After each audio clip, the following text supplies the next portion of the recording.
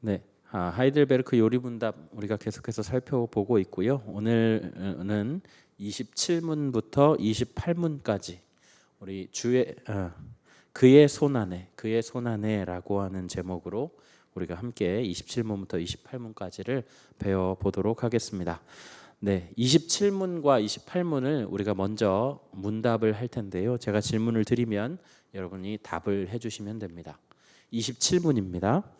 하나님의 섭리란 무엇입니까? 하나님의 전능하고 언제 어디나 미치는 능력으로 자신의 손으로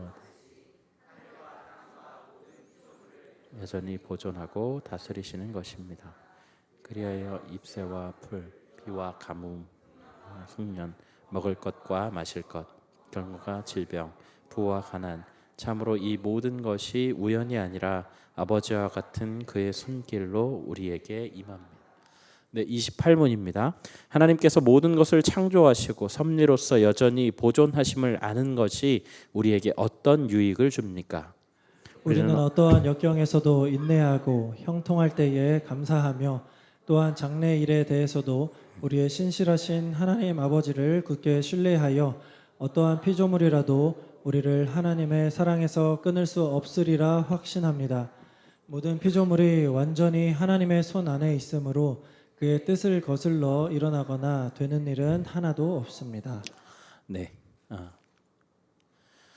여러분, 세상에서 꾸미거나 억지스러운 것이 없이 저절로 이루어지는 일을 보고 우리가 뭐라고 이야기를 하나요?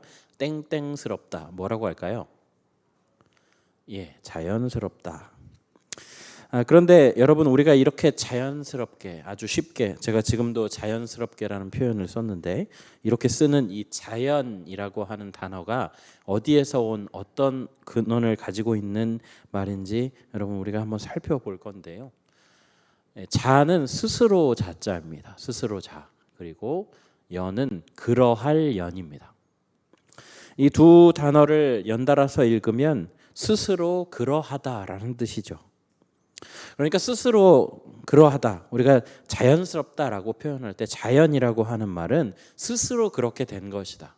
뭐 우리 표현으로 하면 좀 우연히 그렇게 된 것이다라고 그런 의미를 가지고 있습니다. 그래서 여러분 한번 생각해 보십시오. 우리가 느끼지는 못하지만 지구가 1시간에 1669km를 돈다고 합니다. 자동차 속도가 120km만 넘더라도 그것 때문에 어떤 까딱 잘못하면 차가 뒤집어지는데 그보다 13배나 넘는 속도로 돌고 있는데도 우리 중에 그것 때문에 어지러워서 쓰러지는 사람은 없습니다. 그런가 하면 지구는 태양 주위를 또 시속 10만 7,160km의 속도로 돌고 있습니다. 지구의 자전축은 23.5도 기울어져 있는데요. 이것은 달이 중력으로 지구를 딱 그만큼의 힘으로 잡아 당기고 있기 때문이죠. 지구가 만약 이 태양 쪽으로 조금 더 가까이 돌게 되면 그쪽에 있는 모든 생물이 타서 죽어버립니다. 조금만 멀리 돌게 되면 전부 다 얼어 죽게 되죠.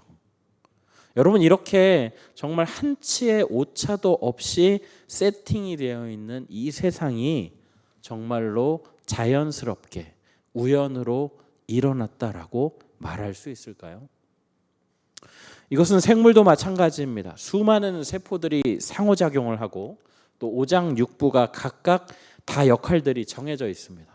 뭔가 신체적인 부분에서 한 가지라도 깨어지게 되면 치명적인 문제가 생기게 되어 있죠. 제가 아주 대표적인 것들만 이렇게 나열하고 있지만 사실 우리가 따지고 보면 이 세계를 볼 때 어떻게 이렇게까지 세상이 잘 짜여져 있는가에 대해서 놀라울 뿐이죠. 인간의 힘으로는 그 짜여진 세계를 일부 모방할 수는 있습니다. 그러나 그것들을 전부 다 기술의 한계인 건지 우리가 정확하게는 알 수 없지만 완벽한 것들을 만들어낼 수가 없습니다. 그런데 여러분, 이런 것들이 자연스럽게 그저 스스로 우연하게 이루어졌다라고 하는 말, 이 말이 얼마나 허망한 말인지 알 수가 있는 것이죠. 과학자들 중에 상당수가 크리스천이 되었습니다. 이전에는 하나님을 믿지 않다가 공부를 조금 더 열심히 하고 하다 보니까 이 과학 너머에 있는 하나님을 느끼게 되는 거예요. 그 존재가 누구인지는 모르겠지만, 그 존재가 하나님인지 알라신인지 부처인지는 모르겠지만, 적어도 이 너머에 과학에 넘는 그런 이 신이 있다라고 하는 존재를 느껴 가고 있다라는 것이죠. 여러분, 이 엄청난 경우의 수가 다 맞아떨어져서 지금의 세상을 이루었다라고 하는 말은요, 인쇄 공장이 폭발해서 백과사전이 가지런하게 그렇게 찍혀서 나왔다라고 하는 말과 같은 말입니다. 제철 공장이 폭발해서 자동차가 우연하게 완성품으로 나왔다라고 하는 말과 같이 정말 말이 되지 않는 그런 얘기라는 거죠. 결국은 그 누군가가 지구의 자전축을 잡아당기고 또 별들 사이의 거리를 조정하고 또 생물의 내장기관을 조직하고 그것이 한 치의 오차도 없이 돌아가게끔 만들었다라고 하는 것입니다. 우리 믿음의 선배인 다윗은 그것이 하나님이라는 사실을 확신 있게 찬양하는데요. 이 시편 119편 91절입니다. 우리 함께 읽어보실까요? 시편 119편 91절입니다. 천지가 주의 규례들대로 오늘까지 있음은 만물이 주의 종이 된 까닭이니이다. 여러분, 이 말을 조금 풀어보면요, 하나님이 만물을 다스리고 또 붙잡고 계시다라는 거죠.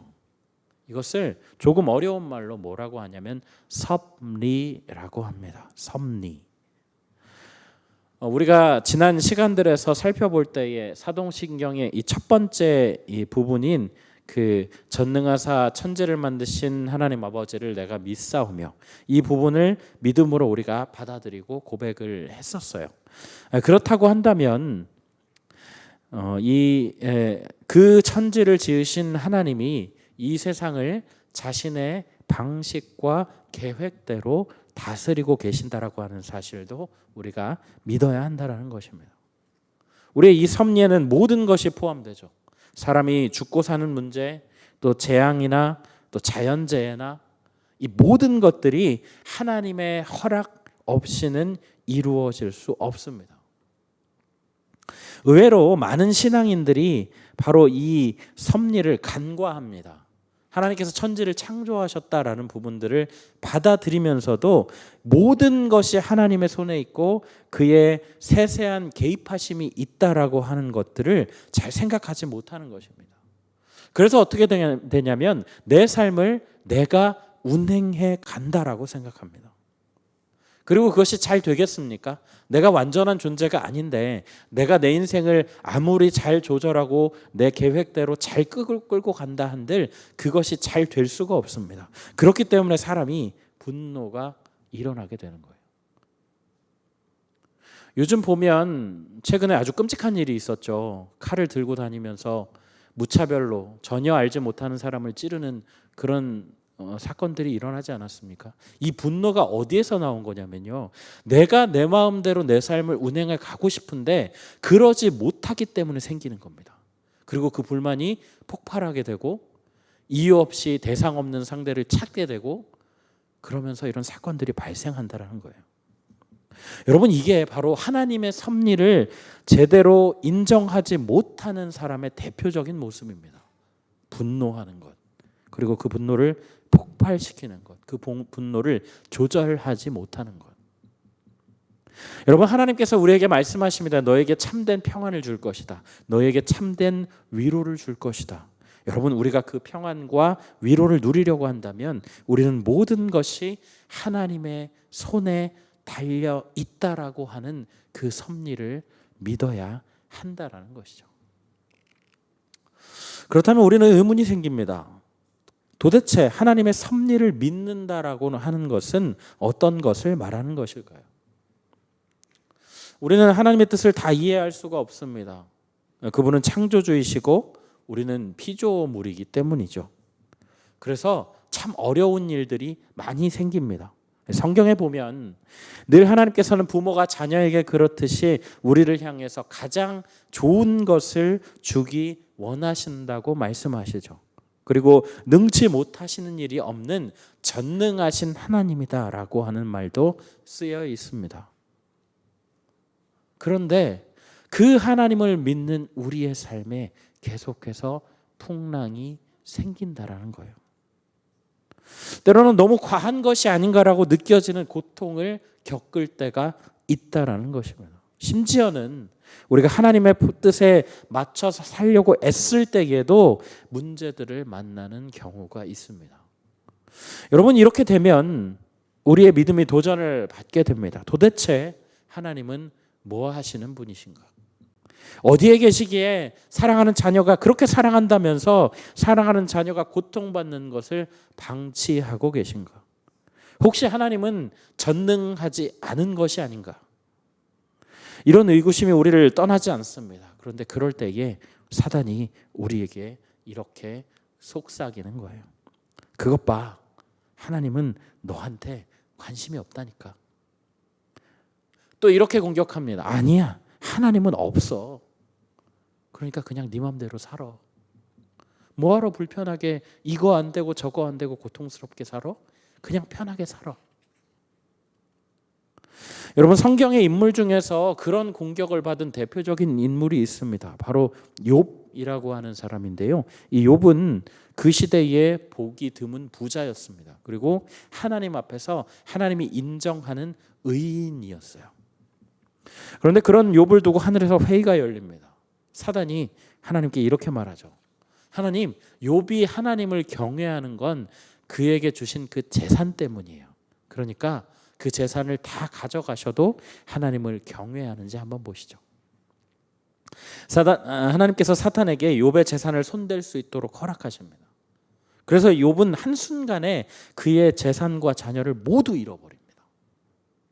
여러분, 그런데 그 순간에 욥은 하나님을 원망하지 않습니다. 우리 오늘 본문인데요. 욥기 1장 21절에서 22절 말씀 우리 다시 한번 읽어보실까요? 1장 21절에서 22절입니다. 이르되 내가 모태에서 알몸으로 낳았사온즉 또한 알몸이 그리로 돌아가올지라. 주신 이도 여호와시오 거두신 이도 여호와시오니 여호와의 이름이 찬송을 받으실지니이다 하고 이 모든 일에 욥이 범죄하지 아니하고 하나님을 향하여 원망하지 아니하리라. 여러분, 욥의 지금 이야기를 들어보십시오. 욥이 뭐라고 하는 거냐면 주신 분이 하나님이시기 때문에 그분이 가져가시는 것에 대해서 아무런 이의가 없다라는 얘기예요. 그분은 주시면 찬양하고 걷어가시면 찬양하지 않아도 되는 그런 존재가 아니라 그냥 그 자체로, 존재 자체로 찬양을 받으실 분이다라고 지금 고백하고 있는 거예요.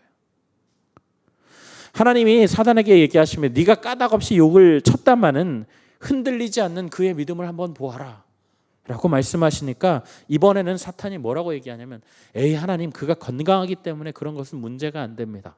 이번에는 건강을 한번 줘보시죠 라고 이야기해요. 그래서 하나님이 이걸 허락하시면서도 생명만큼은 건드리지 말라라고 이야기를 하시고 그가 병이 듭니다. 병이 들어서 제 가운데 앉아서 기왓장으로 몸을 긁고 있었어요. 그러자 그의 아내가 이렇게 말합니다. 욥기 2장 9절 말씀인데요. 보십시오. 제가 한번 읽어드리겠습니다. 그의 아내가 그에게 이르되 당신이 그래도 자기의 온전함을 굳게 지키느냐? 하나님을 욕하고 죽으라. 그의 아내가 보기에도 이것은 말이 되지 않는다라는 거예요. 하나님을 그렇게 사랑하는 의인이라고 칭송을 받고 그렇게 하나님께서 사랑하신다는 그 자녀가 이렇게 괴롭힘을 당하는 것이 옳지 않다라고 생각한 거예요. 하나님은 공의롭지 않다라고 이야기하면서 뭐라고 얘기하는 거냐면 우리에게 속삭이는 사탄의 말입니다. 하나님의 섭리? 그런 건 없어. 그냥 하나님은 네가 괴롭힘 당하는 걸 즐기고 계시는 거야. 여러분, 그런데요, 말씀이요, 하나님이 악이나 죄나 비참함을 만들어서 우리를 괴롭히는 분이 아니라고 말씀합니다. 어디에 있냐면 야고보서 1장 13절 말씀인데요. 우리 이 말씀 함께 읽어보겠습니다. 야고보서 1장 13절입니다. 사람이 시험을 받을 때에 내가 하나님께 시험을 받는다 하지 말지니 하나님은 악에게 시험을 받지도 아니하시고 친히 아무도 시험하지 아니하시느니라. 여러분, 하나님께서는요, 죄 지으라고 유혹하는 분이 아니라고 말씀하세요. 그리고 야고보 사도는 계속해서 말씀하시는데요, 14절부터 17절까지의 말씀 우리 함께 볼 텐데요, 14절부터 17절 말씀 제가 한번 읽어드릴게요. 오직 각 사람이 시험을 받는 것은 자기 욕심에 끌려 미혹됨이니 욕심이 잉태하진즉 죄를 낳고 죄가 장성한즉 사망을 낳느니라. 내 사랑하는 형제들아, 속지 말라. 온갖 좋은 은사와 온전한 선물이 다 위로부터 빛들의 아버지께로부터 내려오나니 그는 변함도 없으시고 회전하는 그림자도 없으시니라. 여러분, 사람이 시험을 받는 이유가 뭐라고 얘기하냐면 자기의 욕심 때문이라고 말합니다. 여기서 욕심은 내가 뭐 하고 싶어, 내가 그 원하는 것들을 구하고 싶어라고 하는 그 마음이라기보다 하나님이 이 아담에게 처음 주셨던 그 선악과를 따먹었던 그 원죄, 그것을 원죄라고 이야기하는데 그 죄로부터 파생된 죄를 말합니다. 이것을 조금 어려운 용어로 자범죄라고 이야기를 하는데요. 그것은 무엇이냐면 하나님께서 주신 그 성품 외에 죄로 인해서 우리에게 들어온 그 죄악의 원죄의 성품으로 인해서 우리가 그것을 따라가다 보니 생긴 죄를 말합니다.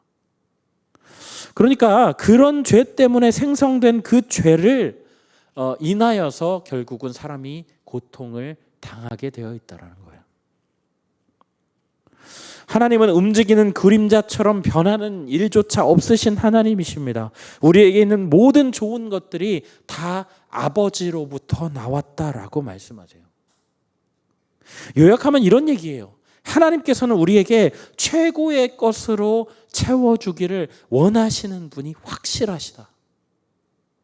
그것을 의심하지 마라. 여러분, 그런데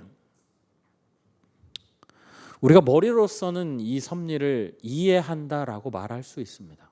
하나님이 어떤 고통을 주셨을 때에 이 고통이 결국은 하나님의 뜻으로 선하게 나에게 다시 다가올 거야 라고 믿는 머릿속으로는 이해가 가능할 수 있어요. 그런데 가슴으로는 와닿지 않는 순간들이 있다라는 것입니다. 바로 역경이라고 하는 놈이 찾아올 때입니다. 사실 역경이 찾아오게 되면 우리의 머릿속은 이 실타래가 엉킨 것처럼 굉장히 복잡해집니다. 내가 뭘 잘못했지? 하나님이 혹시 내가 잘못한 게 있어서 심판하시는 거 아닐까? 이런 생각이 들기도 합니다. 물론 그럴 때도 있어요. 하나님께서 그렇게 통치하실 때도 있지만 이 일반적으로 볼 때 하나님께서는 잘못한 게 있다고 바로 즉결 심판을 가하시는 그런 하나님이 아니십니다. 그런 방법을 즐겨 쓰시는 하나님이 아니라는 거예요. 우리가 계속해서 생각하다 보면 도대체 하나님께서는 이 지경에 이르도록 뭘 하셨나? 왜 나한테 왜 이러시지? 이런 분노와 불만이 폭발할 수밖에 없다라는 것이죠. 여러분, 그런데요, 이 원망하고 불만과 분노와 슬픔과 우울함이 있었을 때에 우리가 이성적으로 안 돼, 나는 하나님 백성이니까 하나님이 이것을 이 하나님의 섭리로 잘 풀어주실 거야 라고 여러분 절대로 억눌러서는 해소가 안 됩니다. 이게 차라리 여러분 이게 나중에 내적으로 골마버려서 터져버릴 수가 있거든요. 여러분, 차라리 그것은 터트리는 것이 해소에 도움이 될 수 있습니다.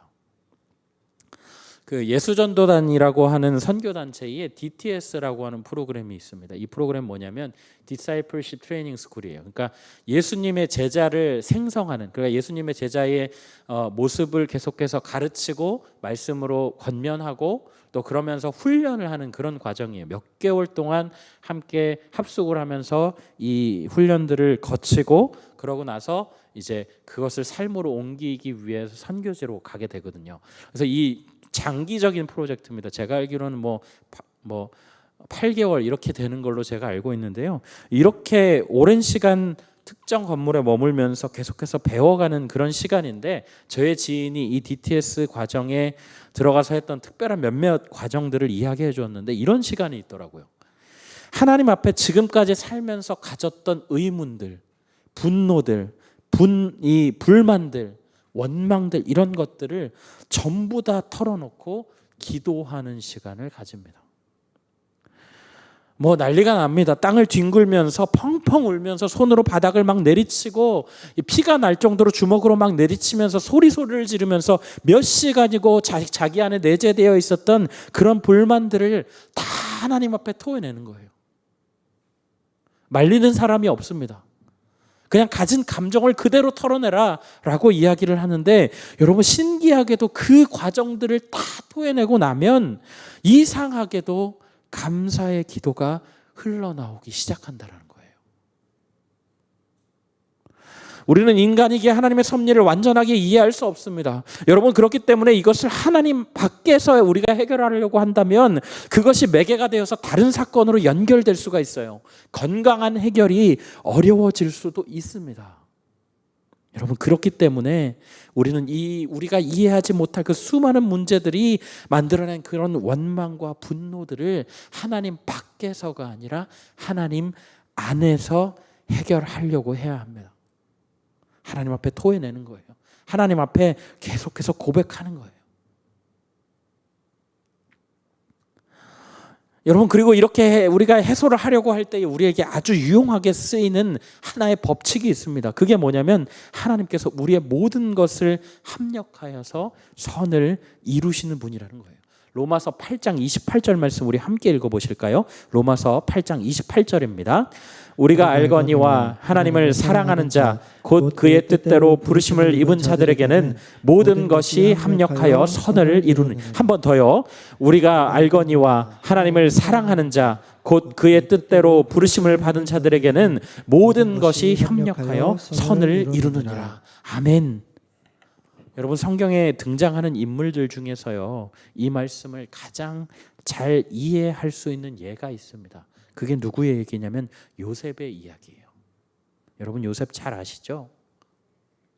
어렸을 때의 형제들에 의해서 노예로 팔려갔던 그 요셉이 자신에게 다가왔던 그런 어려움들을 다 뚫고 끝내 애굽의 총리 대신의 자리에 오릅니다. 비록 자신을 팔아넘겼던 형제들이었지만 그는 높은 자리에 앉아서도 형제들에게 보복할 생각을 하지 않습니다. 우리가 방금 읽은 내용인데요. 우리 오늘 본문인데요. 창세기 50장 20절에서 21절 말씀인데, 죄송합니다. 오늘 본문이 아니죠. 네, 오늘 본문 아닌데요. 네, 20절부터 21절까지 말씀 함께 보겠습니다. 함께 읽겠습니다. 당신은 나를 해하려 하였으나 하나님은 그것들을 선으로 바꾸사 오늘과 같이 많은 백성의 생명을 구원하게 하시려 하셨나니 당신들은 두려워하지 마소서. 내가 당신들과 당신들의 자녀를 기르리이다 하고 그들을 간곡한 말로 위로하였더라. 여러분, 요셉은요, 하나님께서 비록 지금은 고통을 주시긴 하지만 하나님께서 그 일들로 인해서 하나님의 일들을 반드시 이루실 거라는 사실을 확신했습니다. 형들은 자신을 해하려고 했지만 그 일로 인해서 요셉이 포로로 애굽 땅을 밟았어요. 그리고 그 땅에서 하나님께 범죄하지 않고 묵묵하게 기다린 끝에 기회를 얻어서 바로의 꿈을 해석할 수 있게 되었습니다. 그리고 그 일로 인해서 애굽의 총리 대신이 되었죠. 그는 총리 대신이 되고 난 다음에 그 대풍년의 시기에 앞으로 다가올 대흉년을 대비해서 양식을 보호하게 했습니다. 그리고 하나님이 이 모든 계획들을 다 세워놓고 계신다는 것을 믿었기 때문에 결국은 애굽을 찾아온 아버지와 그의 가족들을 모두 흉년으로부터 안전하게 보호하게 했다라는 거예요. 여러분, 이것이 놀라운 게요, 하나님이 이 모든 계획을 처음부터 세워놓고 계셨다라고 믿는다면, 자 보세요. 형들은 형들대로, 그리고 바로 왕은 또 바로 왕대로, 보디발의 아내는 보디발의 아내대로 각자 자기들의 일을 했습니다. 그런데 그 모든 일들을 하나님께서 선한 퍼즐로 다 맞춰 주셨다라는 거예요. 여러분, 예수님의 경우도 마찬가지 아닙니까? 예수님이 십자가에 달려서 우리를 위해서 피 흘리시고 또 죽으시는 게 하나님의 뜻이었기 때문에 대제사장들은 대제사장들대로, 백성들은 백성들대로, 제자들은 제자들대로, 가룟 유다는 가룟 유다대로 자신의 소신껏 행동을 했습니다. 역시나 하나님께서는 그 모든 것들을 하나님의 섭리라고 하는 한 실에 끼우시고 선이라고 하는 목걸이를 완성시키셨다라는 거예요.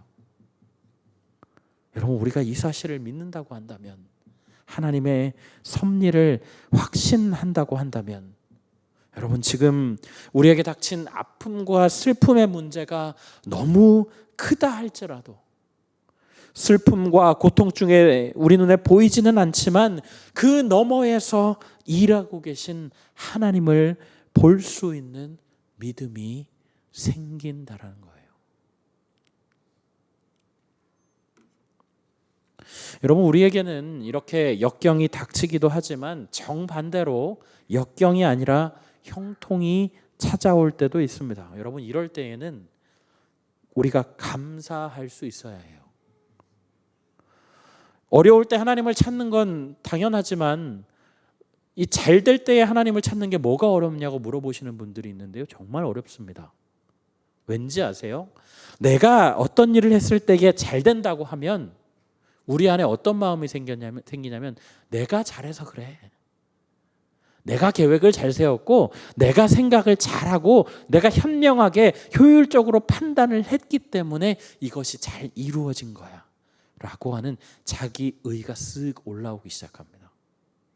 여러분, 그래서 무언가 잘 됐을 때에 입으로는 내가 하나님의 은혜로 인해서 이 일이 잘 됐다라고 고백할 수는 있지만 마음 한구석으로는 흐뭇한 마음이 드는 거예요. 내가 잘해서, 나 때문에.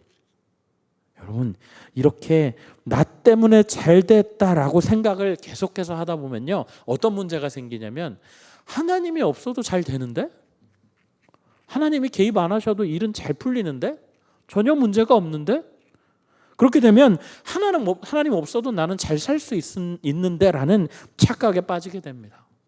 내가 뭔가를 결정하고 판단하는 일에도 하나님과 상관없이 판단하게 되고 굳이 하나님이 아니어도 일이 잘 되고 있다라고 생각을 하면 그 과정에 하나님을 끼워 넣을 필요가 없다라는 거예요. 구태여. 여러분, 형통하는 것도 하나님이 주신 것입니다. 그렇다고 한다면 그 형통을 걷어가시는 것도 역시 하나님의 손에 달려있다는 거예요. 무슨 얘기를 하는 거냐면 우리가 형통하든 우리가 어려움을 겪고 있든 우리의 삶은 하나님 안에 있다는 것입니다.